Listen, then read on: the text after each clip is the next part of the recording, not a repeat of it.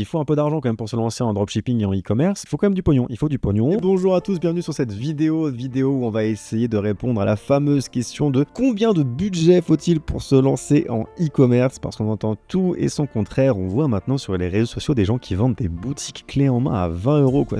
On a une époque de fou, hein, vraiment une époque de fou. Et donc c'est vrai, finalement, il faut combien d'argent maintenant là pour se lancer en e-commerce? On va essayer de comprendre ça, on va essayer de répondre à ça. Et bon, on va commencer par, je vais commencer par me présenter, parce que si vous êtes un petit nouveau, c'est important que vous sachiez qui je suis. Moi, c'est Hugo, j'ai 26 ans, je vis à Paris, ça fait 5 ans que je suis entrepreneur, j'ai deux activités, une activité de e-commerçant où je fais du e-commerce sur mes boutiques, et j'ai également une agence web avec laquelle j'accompagne mes clients sur leur publicité, sur la création de leur site web. Ah, mais il faut que je mette à jour peut-être, parce que moi je fais encore des sites qui coûtent plus de 1000 €, que certains proposent à 20 €. Je ferai une vidéo sur ce sujet où je vous expliquerai un petit peu c'est quoi la différence entre les boutiques à 1000 € et une boutique à 20 €. Mais bon, c'est pas le sujet du jour. Donc j'ai une agence et tout. Donc là, vous êtes sur ma chaîne YouTube sur laquelle du coup je parle de e-commerce, je parle de comment avoir finalement des résultats, et tout ça sans bullshit, avec beaucoup de sincérité, beaucoup de transparence, et où on arrête de vendre du rêve. Donc pas de Lamborghini ici, pas de grosse villa. Peut-être que ça viendra un jour, on verra, parce que si jamais la chaîne ne perce pas, on finira par faire ce qui marche finalement. Non, bon, allez, on y va, on va attaquer directement le vif du sujet.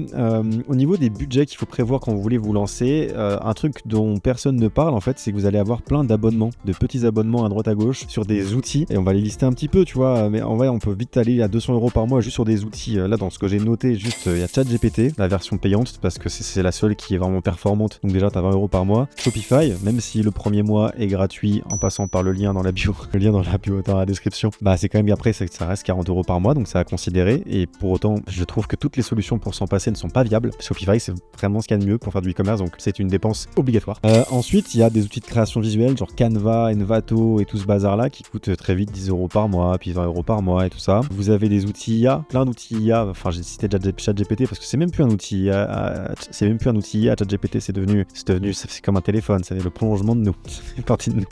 Il y a plein d'outils IA qui vous serviront par exemple pour faire une optimisation SEO, pour faire des trucs comme ça, de la rédaction d'articles avec une optimisation SEO, créer des designs percutants, etc. En bref, il y a plein d'outils IA que vous pouvez utiliser. Et j'en oublie plein, mais il y a toujours tout un tas d'abonnements. Minea, typiquement, si vous faites de la recherche produit, il y a Minea qui peut vite coûter cher. Il y a plein de petits logiciels comme ça qui en fait mis bout à bout font que vous allez dépenser 200 € par mois. Et ça, bizarrement, les gens qui vous disent on peut se lancer en dropshipping avec 100 €, hein, ils oublient de vous dire ça. Alors que pourtant, si effectivement, c'est des dépenses qui sont là, quoi. Ensuite, au-delà des dépenses sur les outils, il faut compter un budget pour les stocks si vous faites pas du dropshipping. En sachant que moi, si vous avez vraiment jamais fait de boutique, je préconise quand même de démarrer un peu en dropshipping avant de faire du e-commerce avec des stocks, au moins pour se former. Mais cela étant dit, voilà, si vous faites une vraie marque ou même une petite marque, dépensez au moins 1000 € de stock, quoi, au début pour avoir de quoi démarrer votre activité.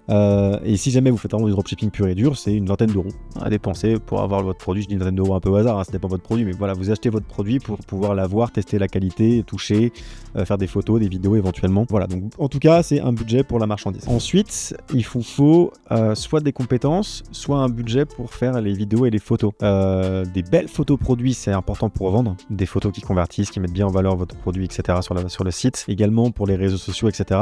En fait, il vous faut de la matière première. Peu importe votre stratégie, que ce soit de l'organique, que ce soit du SEO, peu importe la stratégie que vous allez déployer, il vous faut des photos et des vidéos pour mettre en scène votre produit et pour le vendre. Donc, soit vous le faites vous-même, et c'est super, soit vous devez déléguer et vous avez du coup un budget à prévoir pour pouvoir du coup faire ça correctement. Ça peut vite coûter cher des vidéos UGC, ça coûte 150 € la vidéo minimum. Enfin minimum, quand on passe par un créateur UGC qui va faire un truc qualitatif, quoi. Si vous voulez des vidéos de merde, vous pouvez toujours en avoir pour 20 balles. Un peu comme des sites de merde, vous pouvez toujours en avoir pour 20 balles.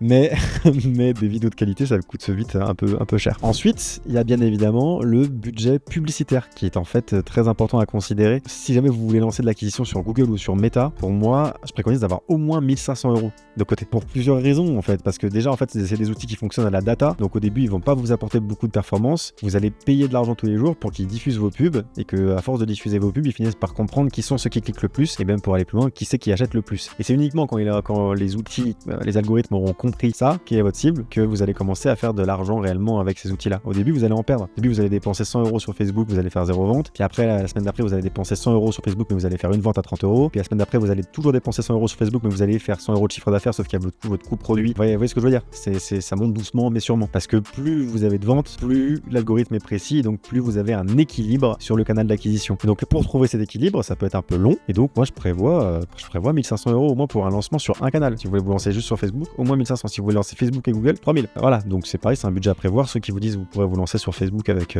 200 €.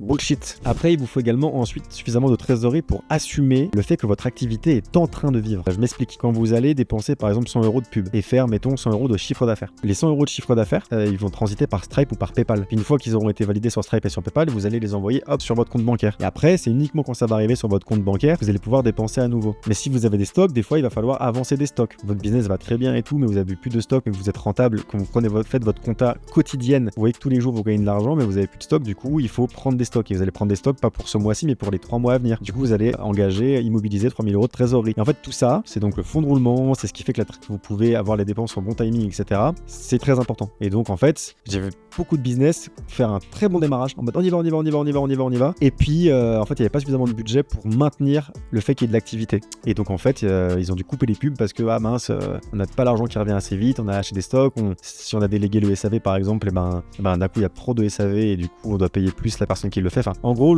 c'est ça le fonds de roulement. Le fonds de roulement, c'est juste pouvoir assumer le fait qu'il y ait des entrées et des sorties dans tous les sens et que des fois, il y a un petit battement avant de pouvoir vraiment voir le bénéfice que vous êtes en train de toucher parce que vous êtes en train d'engager des fonds, parce que vous êtes en train d'immobiliser de la trésorerie. Et enfin voilà, faire pour toutes ces raisons-là. Donc si vous voulez pas faire de faux départ, si vous voulez pas que votre business il s'arrête du jour au lendemain alors qu'il commençait à s'installer, il faut prévoir aussi un petit peu de trésorerie pour pouvoir assumer en cas de coup dur. Encore une fois, pour redonner encore une fois un exemple, le premier jour par exemple, si vous dépensez 100 € de pub et que vous faites 80 € de chiffre d'affaires ou même moins parce que c'est le début, donc mettons 50 € de chiffre d'affaires, vous devez payer de la marchandise pour ces 50 €. Mettons que vous êtes en dropshipping pur et dur, vous devez payer 20 € sur AliExpress. À ce stade-là, vous avez juste dépensé 100 € de pub plus 20 € d'AliExpress. Vous n'avez pas encore reçu les fameux 80 € de chiffre d'affaires, enfin 50 € de chiffre d'affaires, parce qu'ils sont en chiffre d'affaires Shopify, ils sont pas encore sur votre compte en banque. Et vous êtes en train, dès le lendemain, vous relancez le même processus. Vous redépensez 100 € de pub dès le lendemain et vous allez reacheter de la marchandise avant d'avoir encaissé le chiffre d'affaires ni de la veille ni du jour, parce qu'il faut environ 3-4 jours en fait avant que ça arrive sur vos comptes. Et ça, c'est une des réalités qu'il faut dire, voilà, c'est que il faut pouvoir avancer des fonds. Voilà, donc en synthèse,